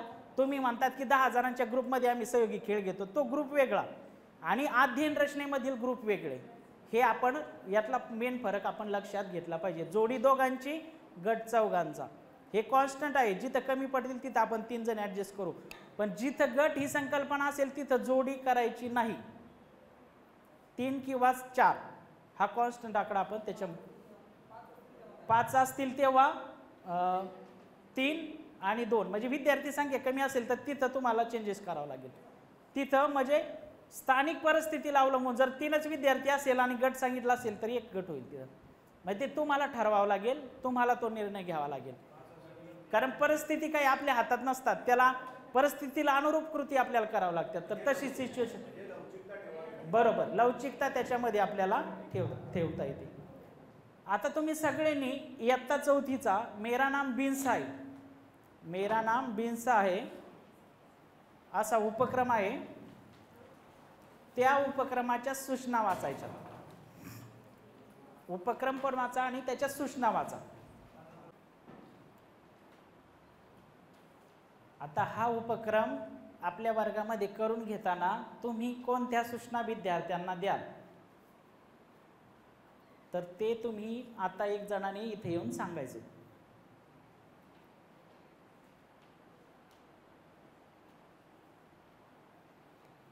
विद्यार्थ्यांना कोणत्या सूचना द्याल हे तुम्हाला सांगायचं आहे.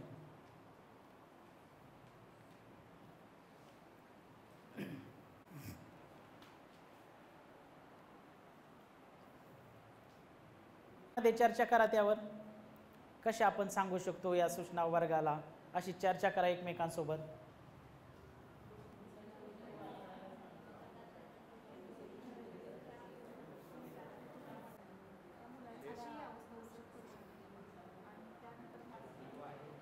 ठीक आहे, झाले सूचना वाचून?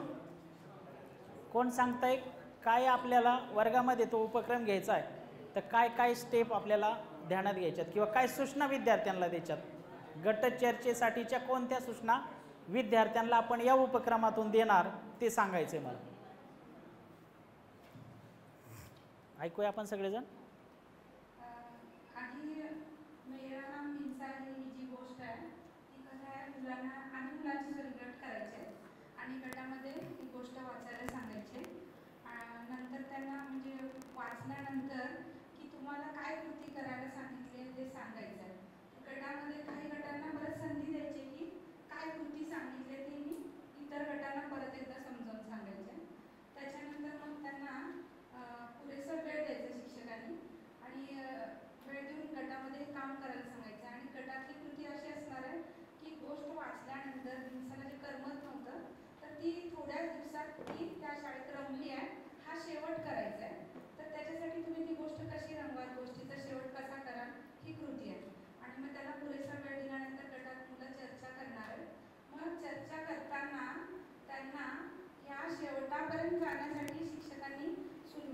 काम करायचे, सहकार्य करायचे.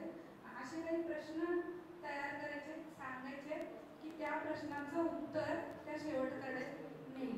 अशा पद्धतीने सहकार्य करायचं आणि नंतर मग मुलांना गटामध्ये सादरीकरण करायला लागायचं. वा वा, बघा पूर्ण प्रोसेस मॅडमने खूप चांगल्या पद्धतीने सांगितली. मॅडमसाठी एकदा टाळ्या वाजवूया आपण जोरदार. की म्हणजे गट करण्याच्या सूचना, म्हणजे गटामध्ये बसवायचे, त्यांना विषय द्यायचा आहे, चर्चा घडवायची, कशावर चर्चा करायची ते सुद्धा सांगितलेलं आहे. तर अशा पद्धतीने आपल्या मूल्यवर्धन उपक्रमांमध्ये सुद्धा गट आणि जोडी रचनेचा वेगवेगळ्या उपक्रमामध्ये वेगवेगळ्या कारणासाठी उपयोग केलेला आहे. जिथं थिंकवरती भर दिलेला आहे जोडीमध्ये, ते प्रश्न विद्यार्थ्यांची उच्च विचार क्षमता वाढवण्यासाठी, म्हणजे जे आपण म्हणतो ना क्रिटिकल थिंकिंग, चिकित्सक विचारसरणी विद्यार्थ्यांची डेव्हलप करण्यासाठीचे प्रश्न किंवा तशा पद्धतीच्या कृती या मूल्यवर्धन उपक्रमामध्ये दिलेल्या आहेत. आणि शिक्षक सूचनेमध्ये उपक्रमाच्या तुम्हाला सांगितले कुठं जोडी रचना घ्यायची, कुठे गट रचना घ्यायची, ती कशा पद्धतीने आयोजन करायचं, हे सगळे बारकावे त्यात दिलेले आहेत. फक्त त्या पद्धतीने उपक्रम आपल्या वर्गामध्ये घेणं हे आपल्याला अपेक्षित आहे. ओके, आता आपण पुढे जाऊया. मग जोडी आणि गट बनवण्याचे प्रकार. ह्या जोड्या आणि गट आपण कसे बनवले पाहिजेत? मिश्र स्वरूपाचे, म्हणजेच मुलगा मुलगी बरोबर. आणखी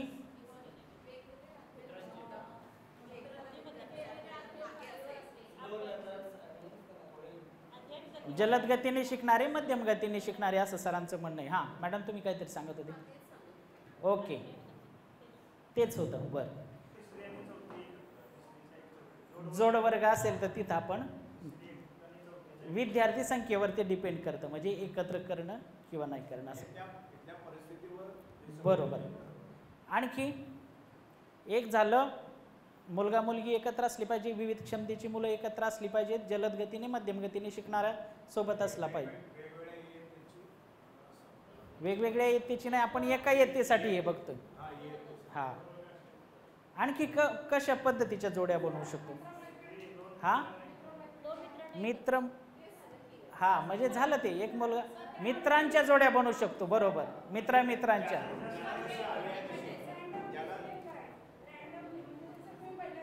हा, रॅन्डमली बी सुरुवातीला मी नाही का तुम्हाला म्हणलो 1 ते 10 अंक मोजा, 1 वाले एकत्र या, 2 वाले एकत्र, 3 वाले एकत्र, असं पण ती पद्धत असू शकते. आणखी हा,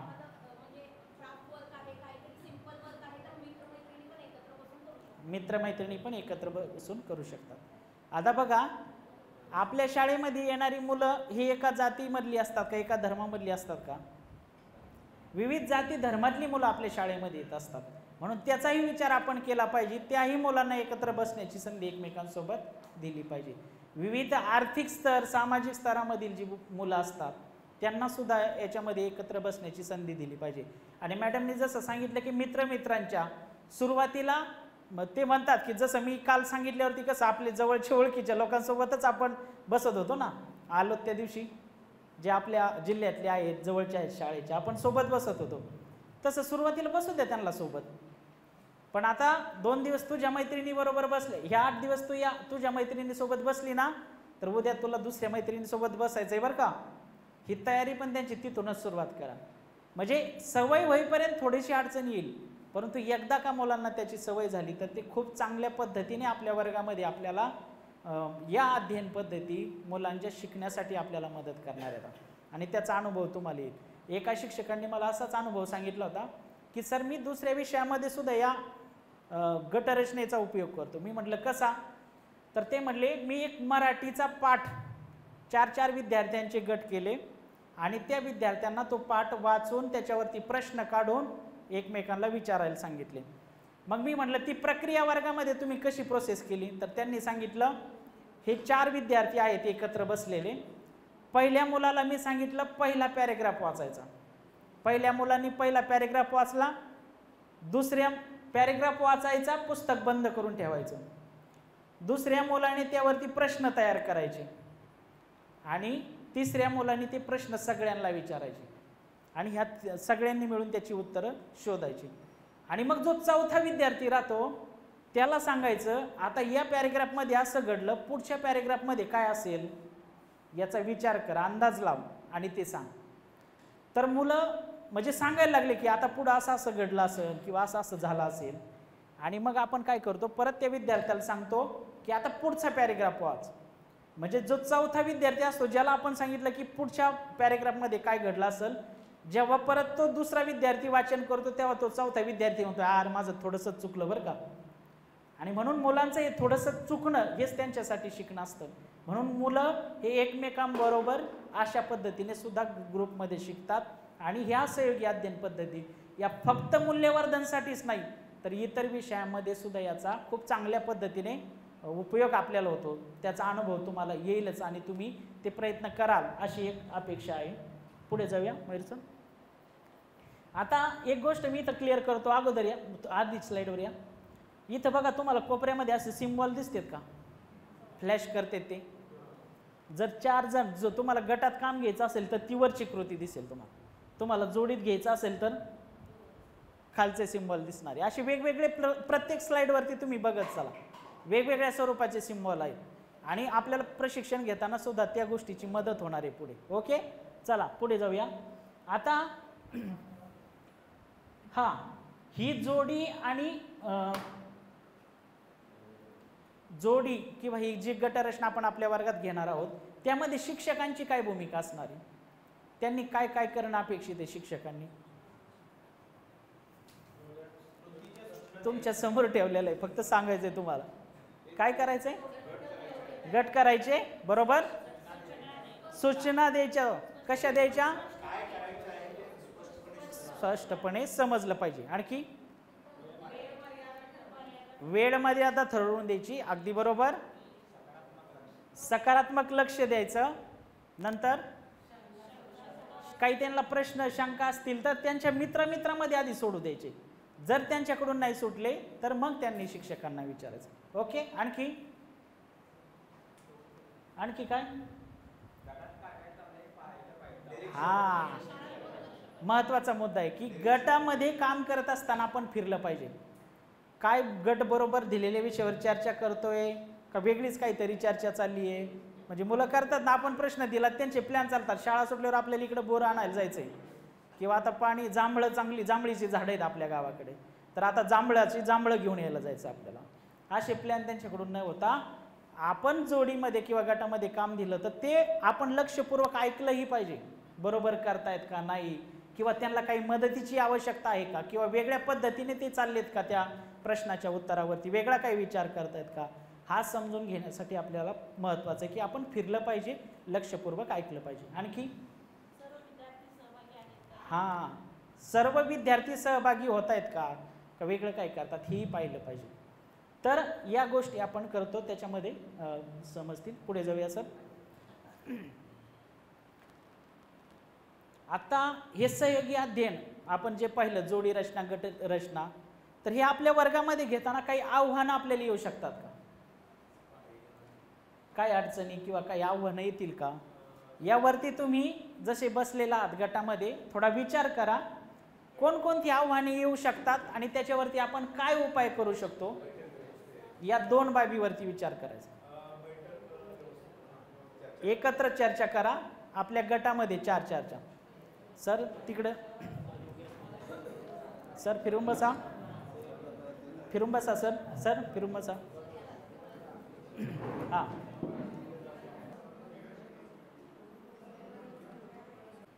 आता एक गट समोर येईल आणि काय आव्हानं येऊ शकतात आणि त्याच्यावर काय उपाय करू शकतो आपण त्यावरती. बाकी मंडळी आपण त्यामध्ये भर घालू. ओके, चला कोणता गट येतोय. गट क्रमांक 2 वागेश्वर गट. या गटाच्या वतीनं चर्चा झाली आणि याच्यामध्ये सहयोगी अध्ययनातील आव्हानं जी आहेत ही आव्हानं चर्चांती एक 4-5 आव्हानं अशी काढलेली आहेत.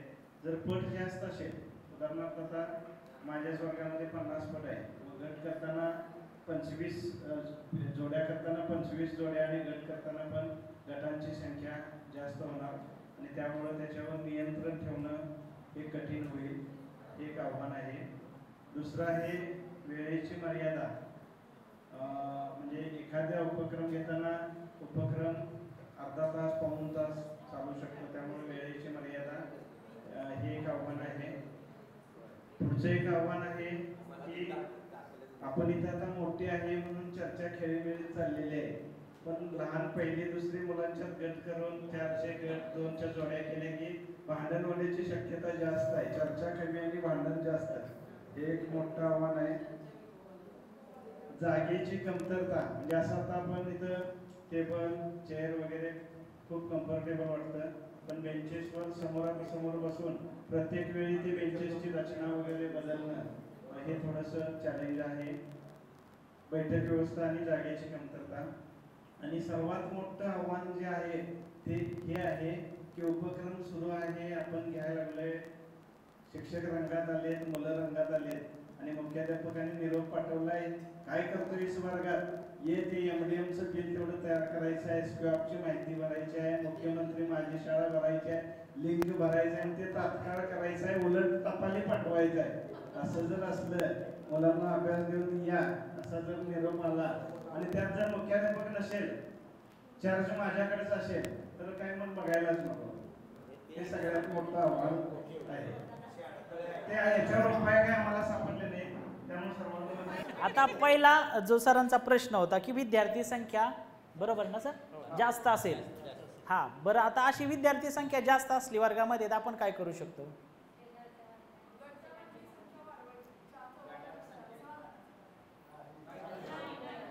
छान प्रश्न आहे मॅडमचा.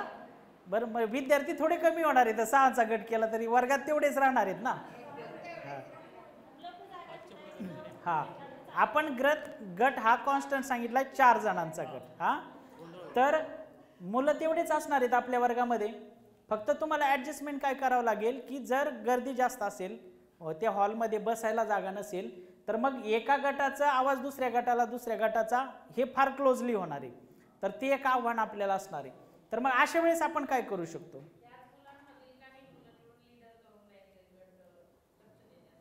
आणि आपण बाजूला जाऊ मग.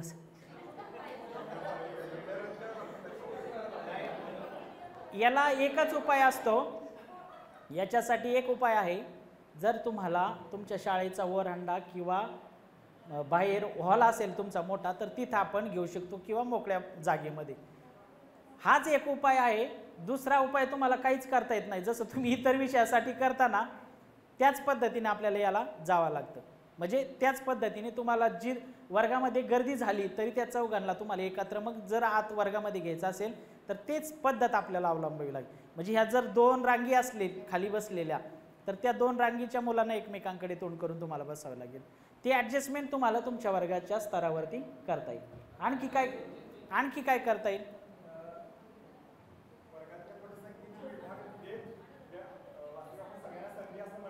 हां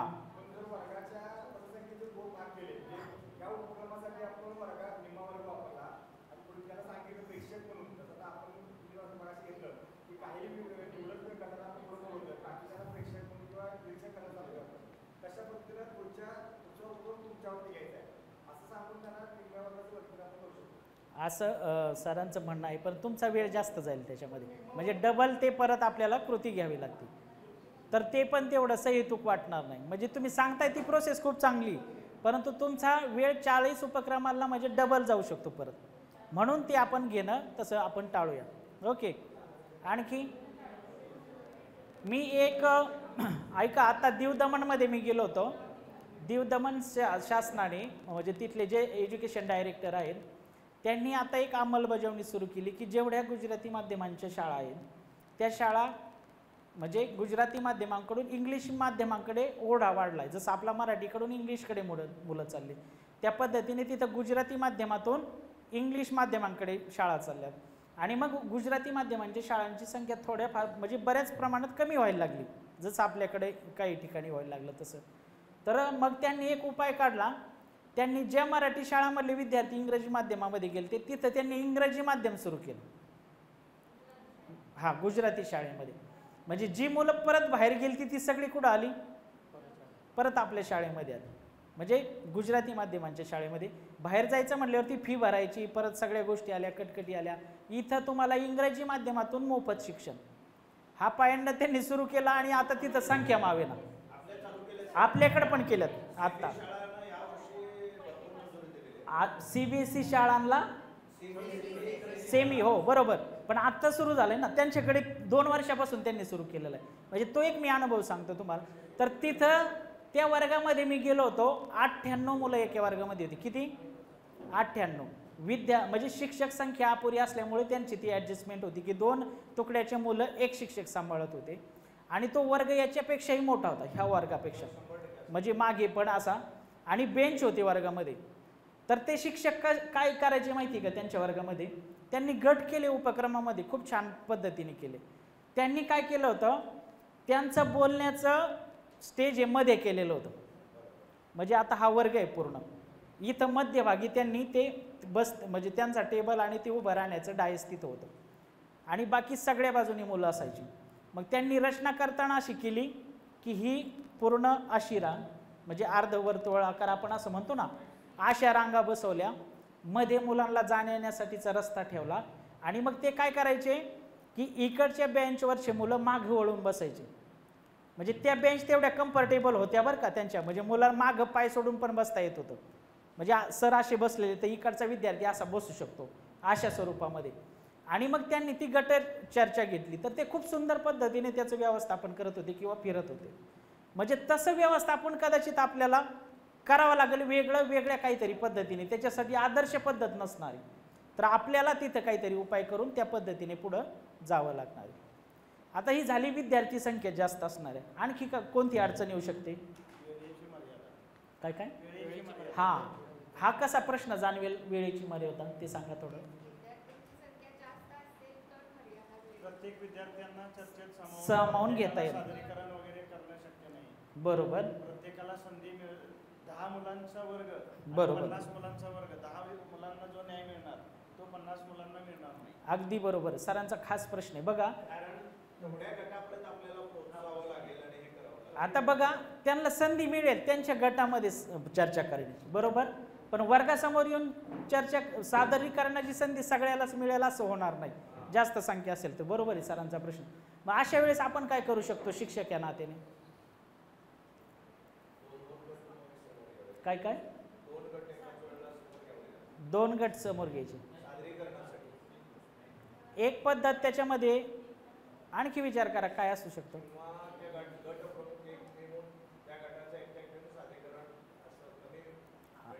एक हां, त्या विद्यार्थ्यांच्या गटाला आपण संधी दिली पाहिजे. आणखी हां मॅडम, को टीचरची कशी?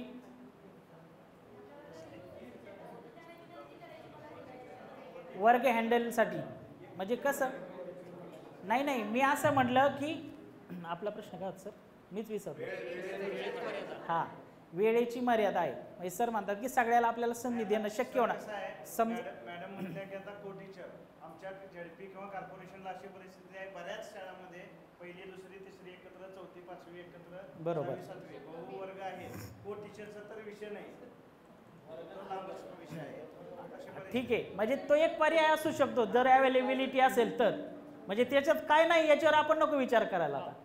आता मॅडमनी एक पर्याय तो दिला होता. दुसरा असा म्हणजे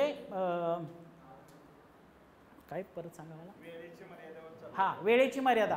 तर आपण काय करू शकतो, तुम्ही कालपासून जर माझ्याकडे पाहिलं असेल तर मी 2 जोड्यांना किंवा 2 गटाला समोर बोलवतो आणि तुम्ही सांगा तुमचं मत, आणि इतरांना सांगतो तुमचे काही मुद्दे असले तर जागेवरून सांगा, वेगळे काही मुद्दे असतील.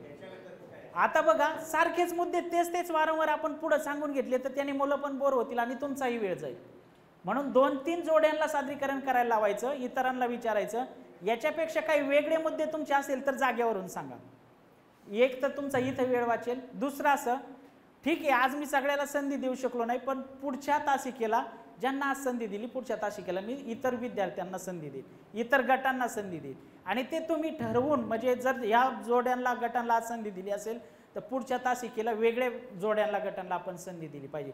असा बदल आपल्याला करावा लागेल, कारण एकाच दिवशी एकाच उपक्रमात सगळ्यांचा सहभाग आपल्याला सादरीकरणासाठी घेता येणार नाही.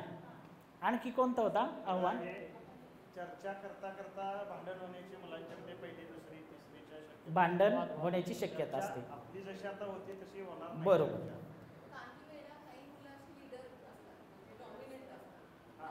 आपलं म्हणणं लागण्याची शक्यता. बरोबर.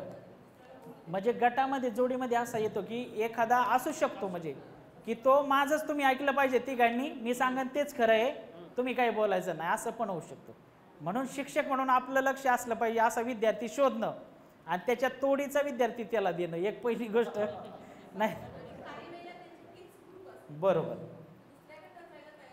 तयार नसतो. मग फिक्स ग्रुप जरी असला ना, सुरुवातीला काही दिवस त्याला बसू द्यायचं, पण त्याला सांगायचं तू 2-4 दिवस इथं बसला तर परत तुला इतरांसोबत बसायचं आहे. आणि एक जण बोलत असताना तू ऐकायचं आहे लक्षपूर्वक. म्हणजे हे तू पुरस्कार शिक्षकाला लक्ष द्यावं लागेल त्याच्या ग्रुपकडे.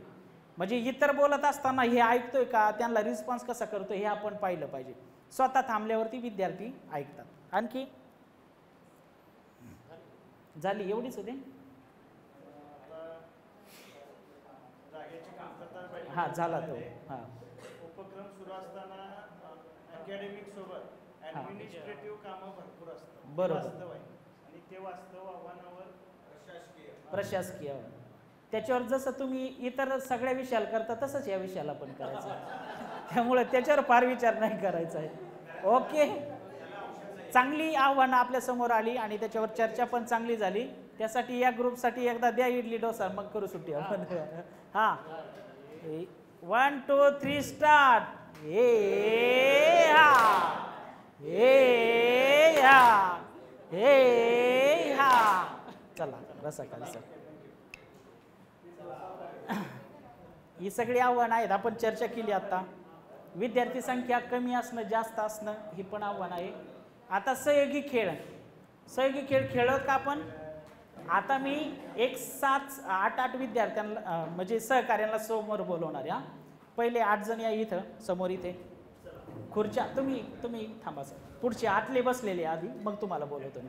हां मॅडम चला, खुर्ची आत टेबलमध्ये लावीत जायची. चला पटकन या सर, या हां या मॅडम. आता तुमच्यातल्या 6 जणांनी इथं यायचं आहे. 6 जण इथं या माझ्यापाशी. तुम्ही एक गोल करून उभा राहा इथं. हां तुम्ही या इकडे. आता या आणखी. हां एकत्र या. हां थांबा, तुम्ही किती जण झाला मला सांगा. 8 जण, ठीक आहे, हरकत नाही. 8 जण एकत्र थांबा. इथं आणखी 7 जण या. मॅडम या तुम्ही. आणखी 7 जण या मॅडम. सर या. हां हे एक घ्या आणि फुगे फुगून त्याला गाठ मारून आपल्या जागेवरती ठेवा. ओके, आता बघा मी तुम्हाला खेळाच्या सूचना देतो.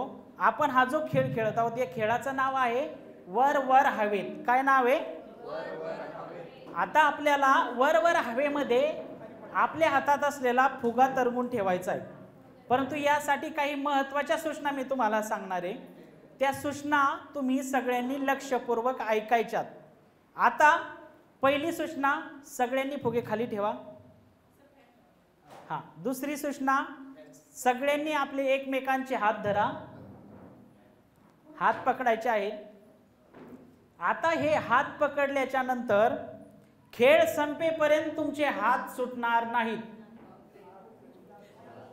खेळ संपेपर्यंत तुमचे हात सुटणार नाहीत याची काळजी प्रत्येक सदस्याने घ्यायची आहे.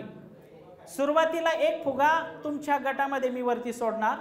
तो फुगा तुम्हाला वरती हाताने हाणून वरती तरंगून ठेवायचा आहे, खाली पडू द्यायचा नाही. इकडे एक सोडा सर, एक इकडे सोडा.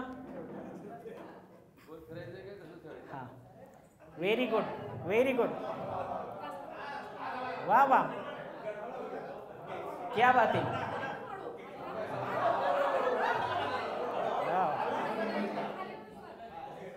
खूप छान.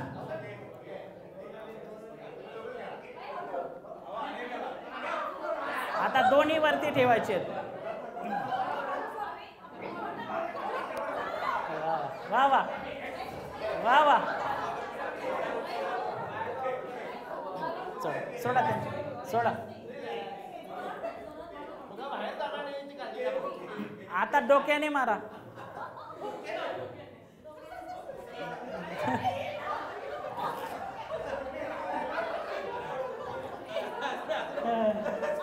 वाह वाह, क्या बात है. वाह वाह, हाताने मारा, हाताने मारा, हातानेच मारा तुम्ही.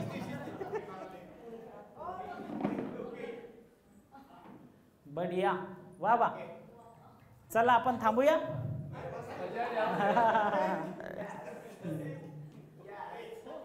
आणखी सोडा एक. आता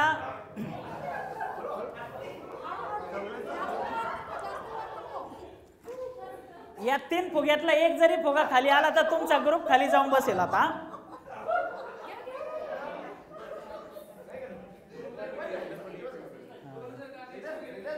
इकडे होते ना 3. बस बस बस बस बस बस बस सर बस. ओके, थांबा थांबा थांबा मॅडम थांबा. Yes, thank you. दोन्ही गट थांबतील आता. वा वा, बढिया. बसूया आपण जागेवरती. आता आपण एक खेळ खेळलो. खेळाचं नाव काय होतं? वर वर हवे. आता आपण जो आता खेळ खेळलो त्याबद्दल तुम्हाला काही म्हणायचंय का किंवा काही बोलायचंय का, काही सांगायचंय का? आता जो आपण खेळ खेळलो त्याबद्दल काही सांगायचंय का जे खेळले त्यांना? हा, सहयोगी खेळ होता. बर, आणखी? आनंद देणारा होता. एकीचं बळ होतं. हा, म्हणजे 2 गटामध्ये नव्हतीच ती. तुम्ही तसा विचार केला म्हणजे प्रत्येक गटामध्ये जिद्द होती की हा फुगा खाली पडून नाही द्यायचा. बरोबर. आणखी? बरोबर. प्रत्येक जण काळजी घेत होता. मी कारणीभूत ठरू नाही फुगा खाली पडण्यासाठी, नाहीतर हे सगळे मिळून. जबाबदारीची जाणीव होती प्रत्येकाला. प्रत्येकाने जबाबदारी स्वीकारली होती की हा फुगा आपल्याला खाली पडू द्यायचा नाही, वरती तरवून ठेवायचा, हवेमध्ये तो ठेवायचा. सुरुवातीला एक सोडला. वय भान सगळं.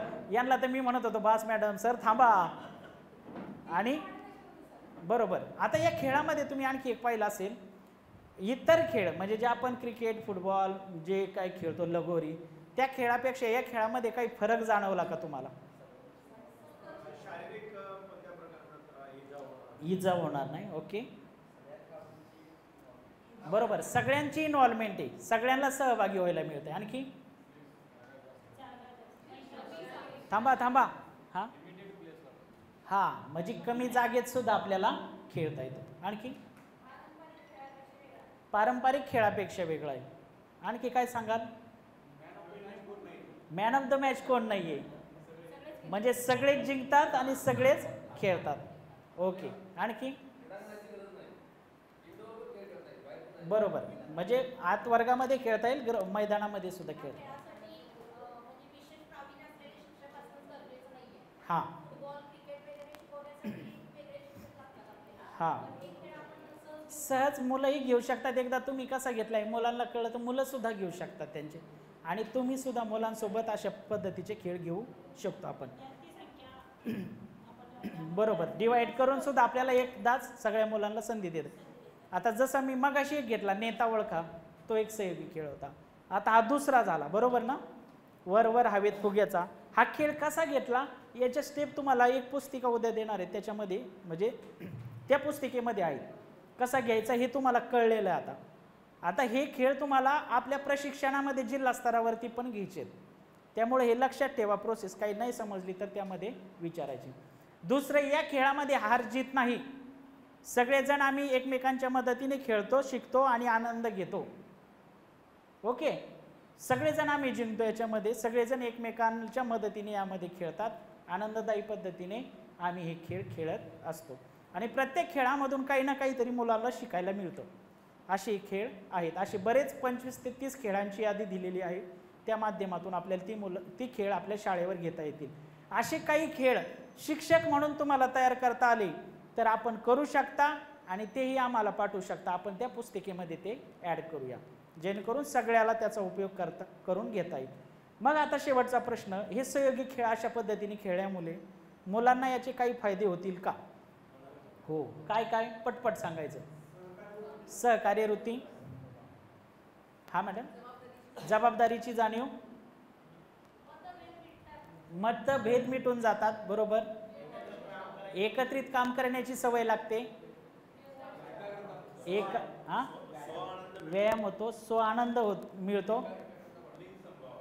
हा, लिंग संभावना जर सरांनी सांगितलं तो उपक्रम वाचला वाटतंय.